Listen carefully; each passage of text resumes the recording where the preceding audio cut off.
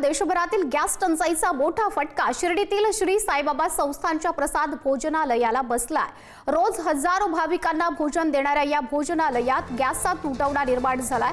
आता 10 ते 12 मोठ्या चुली पेटवून स्वयंपाक केला जातोय। शिर्डीमधील 42 अंश सेल्सिअसच्या कडक उन्हामध्ये भोजनालयामधील कर्मचारी आणि आचारी चुलीसमोर उभे राहून भाविकांसाठी अन्न तयार करतात।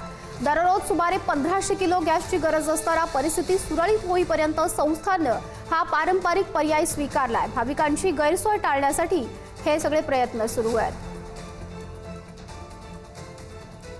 अधिक जाणून घेऊयात, प्रतिनिधी प्रशांत शर्मा आपल्याशी जोडले गेलेले आहेत। प्रशांत, या सगळ्या संदर्भात सध्याची काय स्थिती आहे?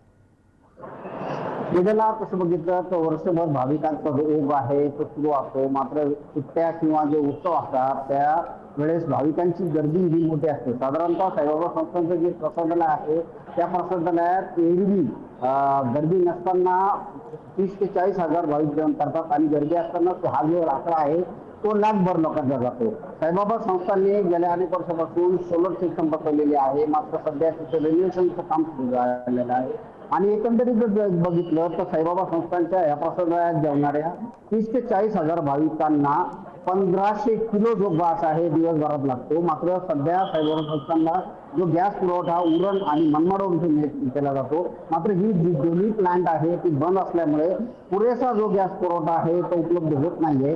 500 ते 5000 किलो जो आहे तो गॅस पुरवठा होतोय, त्यामुळे गॅसची जी अनियमितता झालेली आहे त्यामुळे सुरुवातीला साईबाबा संस्थांनी डिझेल भट्ट्या वापरून पाहिल्या, मात्र त्यात काहीशी अडचण येत असल्याने आता पारंपरिक पद्धत जी आहे चुलीवर स्वयंपाक करण्याची त्या चुली आता साईबाबा संस्थांनी लावल्या आहेत। 10 चुली ज्या आहेत त्या साईबाबा संस्थांकडून लावण्यात आलेल्या आहे। साधारणतः दुपारी 1 वाजेपर्यंत याच्याबरोबर स्वयंपाक केला जातो, त्यानंतर पुन्हा 4 वाजता या स्वयंपाकाला सुरुवात होते। दिवसभर जे आहे भाविकांचं या ठिकाणी प्रसादालय जे सुरू असतं त्यामुळे सातत्याने भोजन द्यावं लागतं। मात्र गॅस टंचाई जी आहे इकडे युद्ध परिस्थिती समजली आहे, गॅस पुरेसा उपलब्ध आहे असं सांगितलं जात असताना आता मात्र प्रत्यक्षात साईबाबा संस्थांना जे आहे चुली लावून स्वयंपाक करावं लागतंय, हे मात्र चित्र दिसली। नक्कीच प्रशांत, कर्मचाऱ्यांची सुद्धा मोठी कसरत पाहायला मिळते आहे, त्यामुळे गॅस टंचाईचं सावट हे लवकरात लवकर दूर होणं सुद्धा गरजेचं आहे।